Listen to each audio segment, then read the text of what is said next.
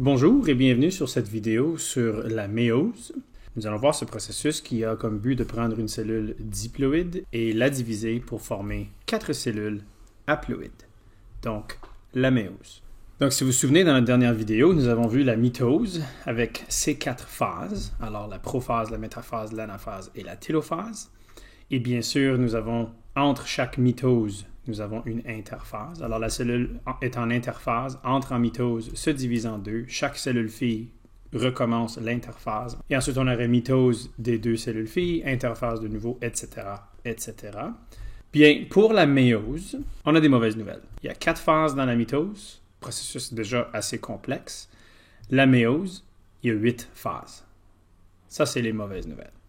Les bonnes nouvelles, c'est que les 8 phases de la méiose, c'est prophase, métaphase, anaphase, télophase 2 fois. Alors, c'est ça. On n'aura pas besoin d'apprendre des nouvelles phases. On a prophase, métaphase, anaphase, télophase. Ensuite, prophase, métaphase, anaphase, télophase de nouveau. Bien sûr, interphase entre chaque. Important ici que la cellule va passer à travers 7 divisions et ensuite va passer à travers 7 divisions. Donc, l'interphase ici, c'est la même interphase que l'interphase ici. C'est-à-dire que la méiose, c'est 2 divisions qui se suivent. Et c'est aussi important à noter que dans cette interphase, soit celle-là ou celle-là, c'est la même, je vais le mettre ici, il n'y a pas de phase S. C'est-à-dire l'ADN n'est pas dédoublé. Il est dédoublé uniquement dans l'interphase avant la première division, mais pas avant la deuxième division.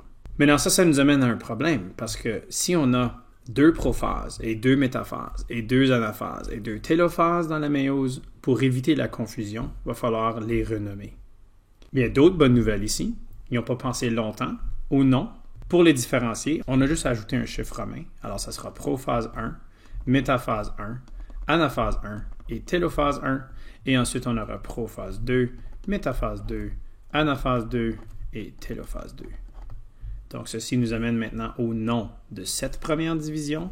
C'est la méiose, bien sûr, mais ce n'est pas la méiose au complet, c'est la moitié de la méiose. Donc, ça, c'est la méiose 1. Et bien sûr, la deuxième partie, la deuxième division, c'est la méiose 2. Donc, déjà en partant, si jamais on parle de prophase, métaphase, anaphase, télophase et il n'y a pas de chiffre romain, bien, on parle de mitose. Si on parle de prophase 1, ou métaphase 1, ou anaphase 1, ou télophase 1, on parle de la première division de la méiose, qu'on appelle méiose 1. Et, même chose ici, si on a le chiffre romain 2 à la fin, on parle de la deuxième partie de la méiose, méiose 2. Donc, tout ce processus, c'est-à-dire les 2 divisions au complet, s'appelle méiose sans chiffre romain. Donc, ce qu'on appelle tout court méiose comprend la méiose 1 et la méiose 2. Donc, sans plus tarder, allons voir les phases. On a d'autres bonnes nouvelles ici, parce que ce qui se passe durant les phases de la mitose, et vous vous souvenez les avoir vues en détail dans la dernière vidéo, les 3 étapes qu'on a vues pour la prophase, chromatine s'enroule, fuseau mitotique se forme, membrane nucléaire se désintègre, vont se produire aussi dans la prophase 1 et dans la prophase 2. Métaphase, où les chromosomes s'alignent à l'équateur, même chose va se faire dans la métaphase 1 et la métaphase 2. L'anaphase, où on va séparer les chromosomes et tirer les chromatides au pôle, ça va être la même chose dans l'anaphase 1 et l'anaphase 2. Et finalement, le déroulement des chromatides pour redevenir chromatine, la membrane nucléaire qui se reforme autour de chaque noyau, et la division du cytoplasme par cytokinèse, qui est techniquement pas la télophase, mais après la télophase. Ces mêmes choses-là vont se produire dans la télophase 1 et dans la télophase 2. Alors, youpi, on n'a pas besoin d'apprendre toutes sortes de nouvelles étapes. C'est les mêmes étapes prophase 1, prophase 2 que la prophase. Mêmes étapes métaphase 1, métaphase 2 que la métaphase, et etc. Avec quelques exceptions. C'est-à-dire, on a des exceptions ici. Il y a quelque chose qui se passe dans la prophase 1 qui ne se passe pas dans la prophase et qui ne se passe pas dans la prophase 2. Et on a une petite exception ici. La métaphase 1, elle est différente des 2 autres métaphases. Et la métaphase 2, elle est différente des 2 autres métaphases. Alors vraiment, on a seulement besoin de s'inquiéter de ce qui se passe de différent dans ces 3 phases-là pour pouvoir comprendre la différence entre la méiose et la mitose. Alors, si vous vous souvenez bien, celle-ci, c'est pour diviser une cellule mère en deux cellules filles qui sont génétiquement identiques à la cellule mère. Ici, on commence avec une cellule mère qu'on a vue dans notre module 2 qui est notre cellule germinale dans les testicules ou dans les ovaires. Et l'objectif de la méiose, c'est de diviser cette cellule mère en 4 cellules filles qui ne sont pas génétiquement identiques à la cellule mère, mais qui portent la moitié du matériel génétique. Donc, on appelle la mitose une division équationnelle. Équation veut dire égal en mathématiques. Donc ici, équationnelle veut dire c'est une division égale. On a le même montant d'ADN ici que là. La méiose, par exemple, c'est une division réductionnelle. Pour la simple raison qu'on réduit la quantité d'ADN de la cellule mère à la moitié dans les cellules filles. Donc, allons voir comment ceci se fait avec les différences dans la prophase 1, métaphase 1 et métaphase 2. Donc, voici une méiose, c'est-à-dire le processus complet de division de la cellule par méiose, du début à la fin. Prophase 1, métaphase 1, anaphase 1, télophase 1, prophase 2, ces deux-là, métaphase 2, anaphase 2 et télophase 2. Si vous vous souvenez bien, nos différences sont ici, ici et là. Alors, ce qui se passe dans la prophase de la mitose, où on va enlever la membrane nucléaire du chemin, on va former le fuseau mitotique et on va épaissir l'ADN sous forme de chromosomes visibles, même chose, ça va se produire ici aussi. Mais on a deux processus qui se font durant la méiose 1, plus spécifiquement dans la prophase 1, qui ne se font pas du tout dans les deux autres prophases. Et c'est la synapse et l'enjambement. La synapse, c'est l'attachement physique des chromosomes homologues les uns aux autres. Alors ici, on peut voir deux paires de chromosomes. Alors une paire de rouge avec noir et une autre paire de rouge avec noir. Évidemment, ici, ils se sont condensés pour rendre l'ADN plus épais. Mais ce qui va arriver par synapse, c'est que chaque chromosome va trouver son homologue et va s'attacher avec de façon physique par synapse. Ceci forme ce qu'on appelle une tétrade. Donc, on peut voir ici deux tétrades.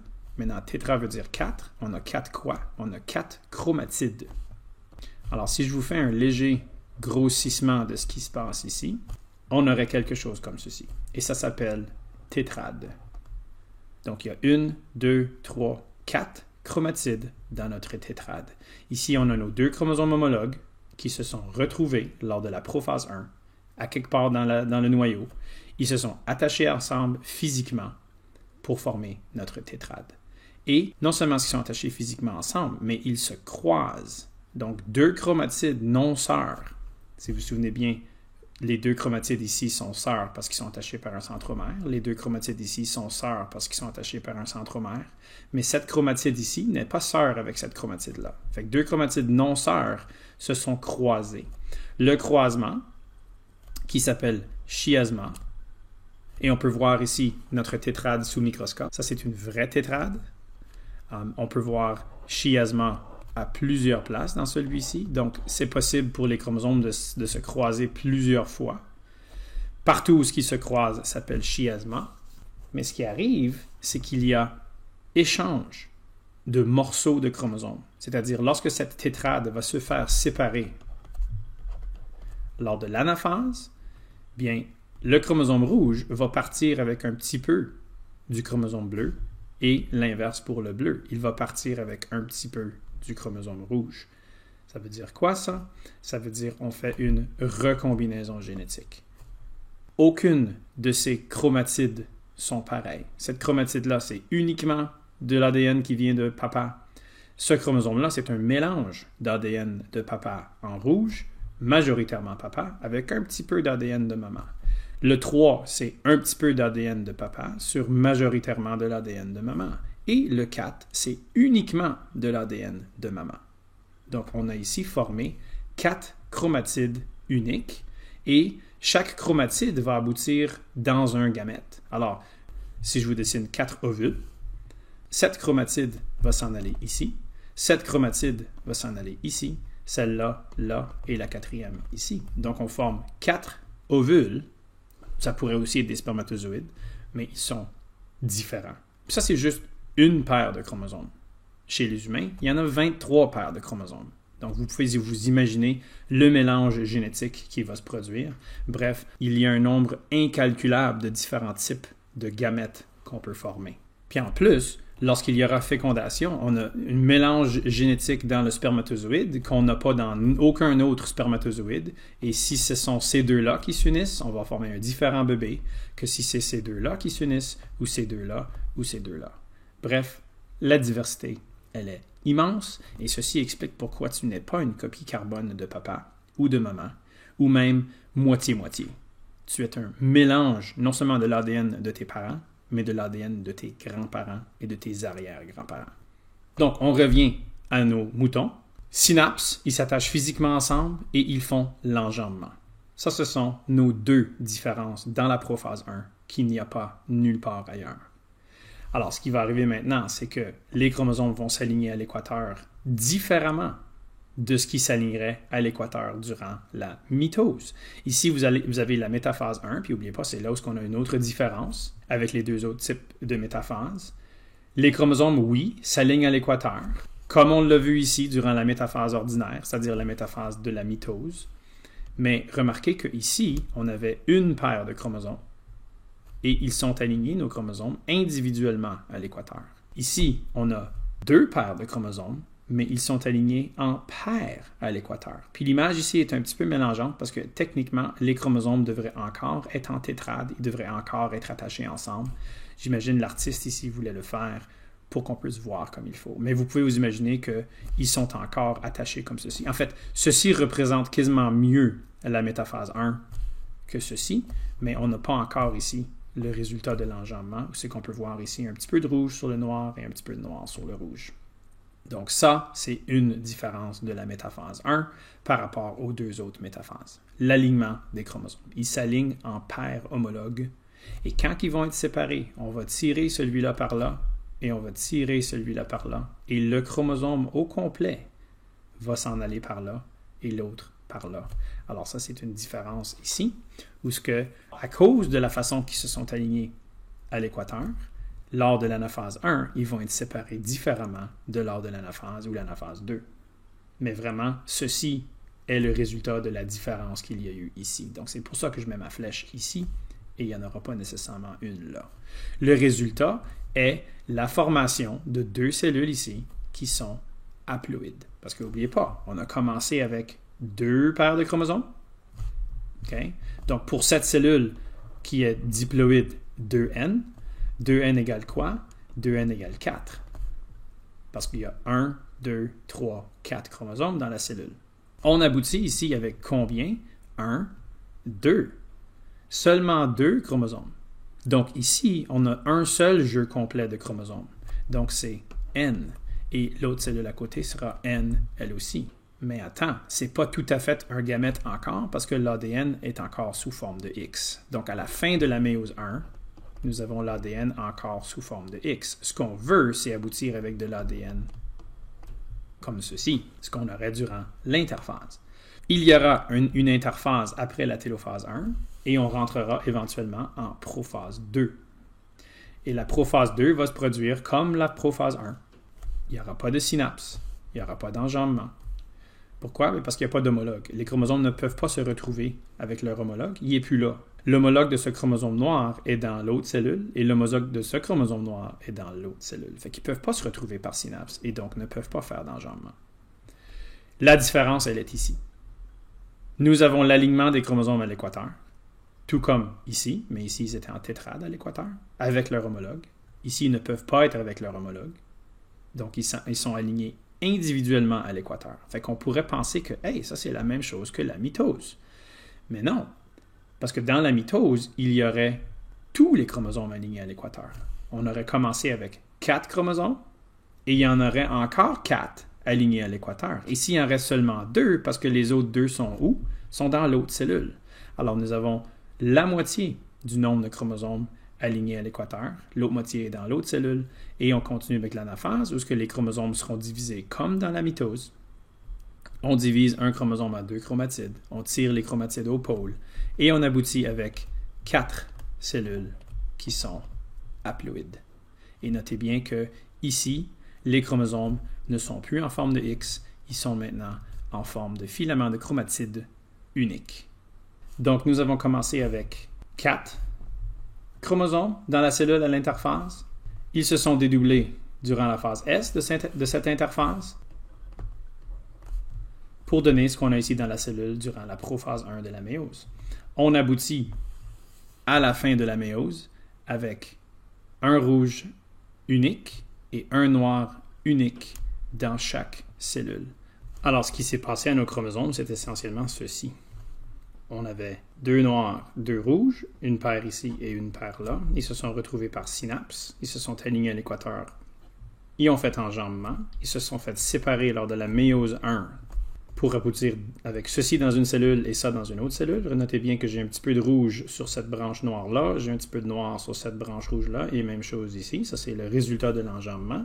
Et ensuite, la méiose 2 a divisé ceci en deux, où c'est qu'on a envoyé un moitié de celui-ci dans une cellule, l'autre moitié de celui-ci est dans l'autre cellule, une moitié du rouge avec les petits bouts noirs dans une cellule, disons celle-là, j'ai oublié mon petit bout noir, et l'autre moitié du rouge dans l'autre cellule. Fait que ça serait un de nos gamètes, ça serait le deuxième, et on a la même chose ici, le troisième et le quatrième. Fait qu'on a commencé avec 4 en forme de X, et on a abouti avec 2 dans chaque, plus en forme de X. Fait que si on compte les chromatides, 1, 2, 3, 4, 5, 6, 7, 8, ils sont encore toutes là. 1, 2, 3, 4, 5, 6, 7, 8. Ils ont juste été séparés dans les gamètes, et on a eu les petits bouts rouges sur les petits bouts noirs et les petits bouts noirs sur les petits bouts rouges. Donc, méiose du matériel génétique, en bref. Donc, en résumé, voici nos 3 grandes différences entre méiose et mitose. Alors, j'ai mis ici la prophase 1, la métaphase 1 et la métaphase 2.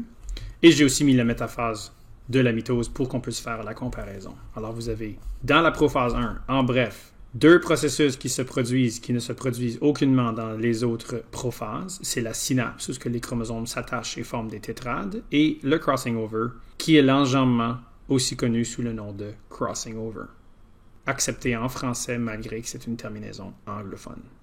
Nous avons ensuite métaphase 1, où les chromosomes s'alignent en tétrades à l'équateur, comparé à individuellement à l'équateur dans la mitose, et en contraste, vous avez la métaphase 2, où les chromosomes s'alignent comme dans la mitose, mais il y en a juste la moitié, parce que l'autre moitié est dans l'autre cellule. Donc, la combinaison de ces 3 processus vont faire en sorte qu'on est capable de réduire notre matériel génétique de 2N à N dans la méiose 1, et ensuite N encore dans la méiose 2. Ce qui est mélangeant ici, c'est comment est-ce que c'est N ici, puis après ça, on le divise en N encore. Bien, n'oubliez pas que le 2N ici est sous forme dédoublée. Alors, ce sont des X. On aura encore des X ici, tandis qu'ici, ce ne sont plus des X. Donc, l'ADN est sous forme de X, et disons, il y aurait 2 chromosomes. Ici, on aura un seul X dans chaque, et une fois qu'on aura fini, on aura la moitié du X ici, la moitié du X là, et la même chose pour les 2 autres.